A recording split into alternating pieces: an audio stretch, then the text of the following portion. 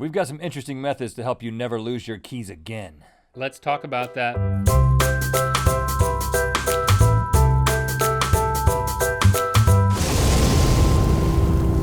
Good mythical morning. Okay, got a call the other day while we were at work. It was from my wife. My wife was at your house with your wife, and all of the children were together.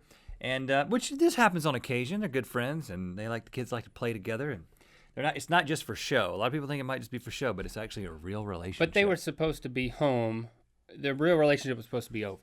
Well, by that point, my wife was supposed to meet me at my house, and we carpool back home. You take me, drop me off at my house, and then go on to your house. But my wife called me and she said, I need you to just come all the way over to Link's house and bring after going to your house to get my keys to the car, because she says we've been locked out of the car. We think what happened is Locke went out to the car to get a Nerf blaster, and of course, and he locked the keys in the car. And of course, his name is Locke, which it makes it equally or even more embarrassing than it could be otherwise. Well, let's just say ironic. And so. Something about that didn't make sense to me because his name is Locke, and I think he is pretty conscious about not locking things in places. He hasn't really done that. And he says, I kind of remember bringing the keys back in. But they thought, well, maybe you dropped them along the way. So we get there, and they've looked everywhere for an hour. They can't find the keys. They've ruled out every location except the car, but when you get there with the key, you unlock the door. These said keys that supposedly were locked in there, not in there. So we're like, okay, well, I mean, we can't stay here forever. The Neils got to eat. They got to go to bed. We got to leave. You actually stayed for dinner. I did stay for dinner, but it sounded better. I was like, they got to eat. We got to leave. Let's eat with them, and then let's leave. They got to sleep. We don't want to sleep there. Let's leave. You got to mooch, then you got to leave. So we left, and then there's like a 15-minute drive back home, and. Well, and you're like, you got there's all these keys on your ring. And it's like, well, what are you gonna do? It's not just the one key, and it's a special kind of key, and the expense and also everything. Those cards for the grocery stores, man. You don't want to replace those. No, oh my, the discount things. So anyway, we get about halfway home, and Shepard, my 5-year-old, goes, I hear a gasp. I'm like, he found the keys. And then I turn back there, and I look at him in the rear view, and his eyes are big, and he's like, I remember where the keys are. Oh, he didn't find them. You remember where they were. I remember where the keys are. They're in Lincoln's diarrhea. And this would be my 8-year-old son. I'm like, yeah, they're in his diarrhea? What was going on with the moms? I mean, what was happening at the house? Things get out of control. Nobody told us anything about diarrhea. That many kids in one place. And then Jesse goes, oh, you mean Lincoln's diary. Which, just to defend my son a little bit, he doesn't have a diary. He has a journal. He has a journal. But Lando and Shepard found his diarrhea, which they thought that was their way of referring to his journal. And they found some keys on the floor that Locke had brought in, my wife's car keys. And they were like, there's some keys. Here's a diarrhea. Let's see if we can open up this diarrhea and get all Lincoln's secrets. So Lando and Shepard are up on the top bunk of the bed with the diarrhea. It's flowing with secrets. And they're sticking the car keys into it. I find all this out later from Shepard. So Shepard's like, they'll be on the top bunk. And so they go into Lando's room, and they look in the top bunk, and there are the keys in the bed. Diarrhea. Well, they didn't. I don't know if they were sticking in the diarrhea at that time. I think they were next to the diarrhea. But they didn't get the diarrhea open. They just gave up. They gave up. Chunked the keys. Screw these keys. Who cares? And then for the next 3 hours, when everybody's looking for the keys, Shepard's like, whatever. He's playing a video game. He's playing Minecraft or something. I know how that is. In the zone. But this got me to thinking, and my wife and I, we've talked about this a number of times about, you need to do some things. People who lose their keys, like this guy who's a friend of mine, and my wife, and I got to. There's got to be methods. There's got to be techniques to prevent this from happening. And I found in the future. Maybe you could invest in any of these. Okay, speaking of investing, this first one is actually a result of a crowdfunding campaign. It's called The Tile. This thing is a little piece of metal that you can put onto your keychain, and then you can track it with an app, the Tile app, and it keeps up with where it is based on Bluetooth, up to 150-foot range. However, if you get further than 150 feet, it begins working through the other people who also have the app. They raised over $3 million in the crowdfunding campaign, and so there's like tens of thousands of people who already have this app. So at that point, it's going to use other people's phones somehow. It's going to. I think it uses the cell phone.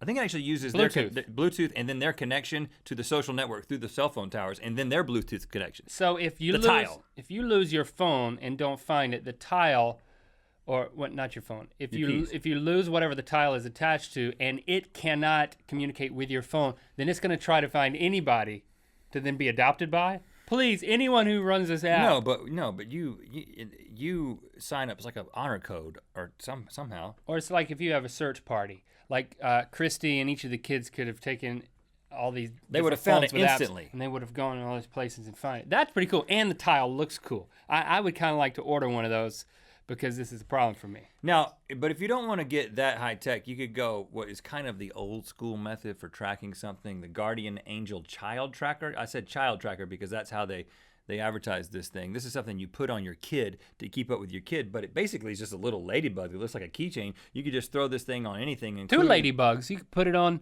I put it on my wife's earrings. It could be earrings. That's an interesting look. And why would you want her to keep? You need to keep up with her that much? Does she get lost a lot? Like she goes shopping and like is she in the shoe section? Is she in the furniture section? I got to keep an eye on that woman. You could text her. You say, "Where are you?" Not if I've lost my phone. But I'll have that handy dandy you're gonna have child tracker. I'll be like, I'm going around Target like, boop, boop, boop. And where's my wife? This last one is... she's the one with the ladybug earrings on. Yeah. This is the most low-tech solution. This is simply a sparrow key ring with birdhouse. This is just a little bird that you put onto your keychain that has a little house. And so every time you get home, you know where to put it. It's a glorified key holder.